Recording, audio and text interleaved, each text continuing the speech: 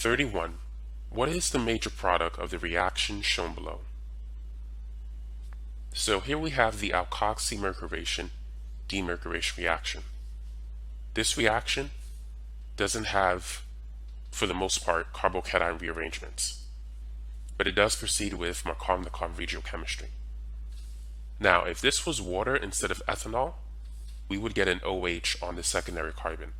Instead, we're going to get an ether, OCH2CH3. So the end result for this reaction is going to be this product. The double bond will go away and we'll get this product here. So we're going to get an ether with Markovnikov regiochemistry. Now here's one way you could show the mechanism. So here is mercury acetate.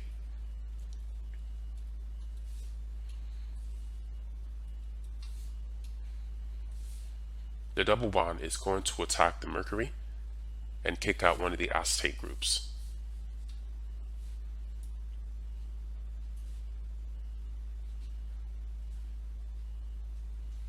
Now we're going to add the mercury on the primary carbon, so we get a secondary carbocation, which does not want to rearrange.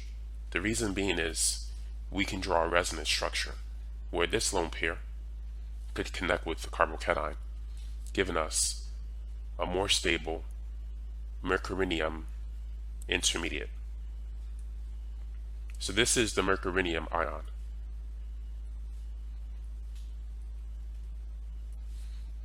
Now the mercury bears the positive charge as opposed to the carbon.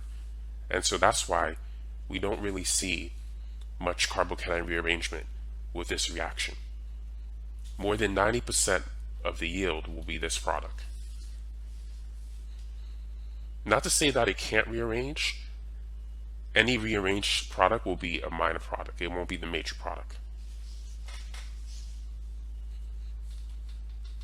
Now, the true hybrid is somewhere between these two resonance forms. Notice here the carbon has a positive charge, here it does not. So for the resonance hybrid, this carbon is going to have considerable partial positive charge. So the nucleophile, which is going to be ethanol in this case, it's going to be attracted to this carbon. There's going to be more partial positive charge on that carbon as opposed to this one. Now most nucleophiles, they like to go for the more accessible, less sterically hindered carbon. However, due to electrostatic attractions, this partially negative oxygen is going to go for the partially positive carbon. Opposites attract. So in this case, due to that electrostatic driving force, it's going to go for the more substituted carbon because it has more positive charge. When it does that, this bond is going to break, pushing those electrons back to the mercury atom.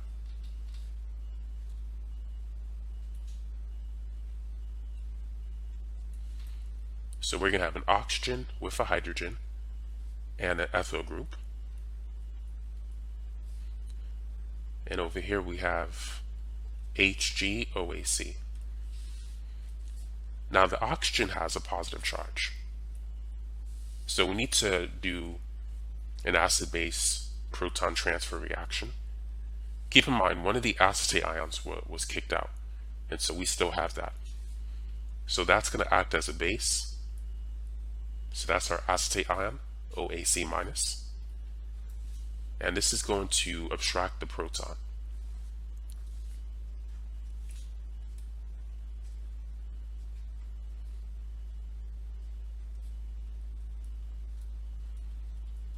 So right now, this is what we have. So now this is OCH2CH3.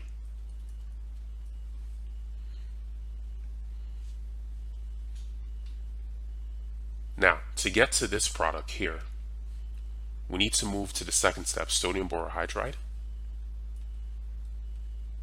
Now, certain textbooks mention that there's evidence that this can be a radical reaction.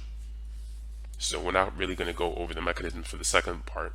But what you need to know is that the mercury acetate is going to be replaced with a hydrogen atom, and sodium borohydride is going to be helpful with that.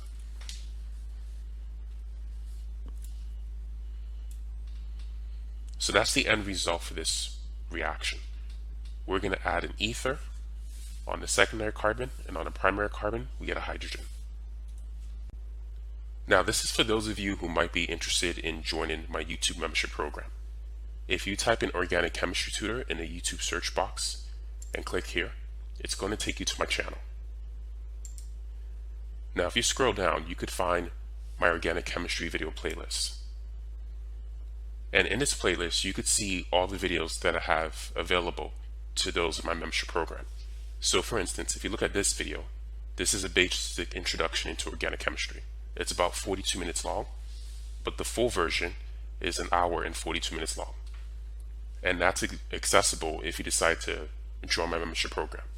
But now you not only get that video, but you also get other videos as well. So like this video on valence bond theory, you get access to the full version, which is about 33 minutes long, compared to the free version, which is 10 minutes long. And you can see it here. I have another one, resonance structures, acids and bases, pKa values for acids,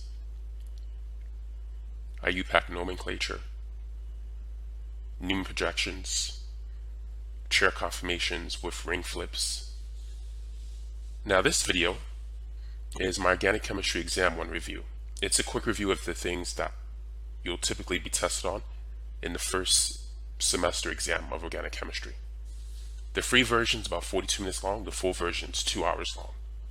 Now over here, this is an actual practice exam with multiple choice problems and free response questions. As you can see, the free version is only 42 minutes long. The full version combined is between 7 to 8 hours long. Now I have other videos on stereochemistry, specific rotation, SN2, SN1, E1, E2 reactions. I have a practice test on that because that's a topic that a lot of students struggle with. So the full practice test is about 4 hours long. Again, if you join the membership program, you'll get access to that video. I have videos on alkene reactions, alkyne reactions, and this is my Organic Chemistry 1 Exam 2 review. Over here, this is the practice test with about 85 questions. As you can see, the full version is 6 hours long. The free version is about 43 minutes long. In my membership program, you'll get access to alcohol reactions, free radical reactions, and of course, my Organic Chemistry 1 final exam review video. The full version is about 6 hours long, but the first 2 hours are free. This is the last 4 hours. To find the first 2 hours that are free, here it is right here at the top of the list. So feel free to take a look at that if you want to know what you're getting if you decide to join my YouTube membership program.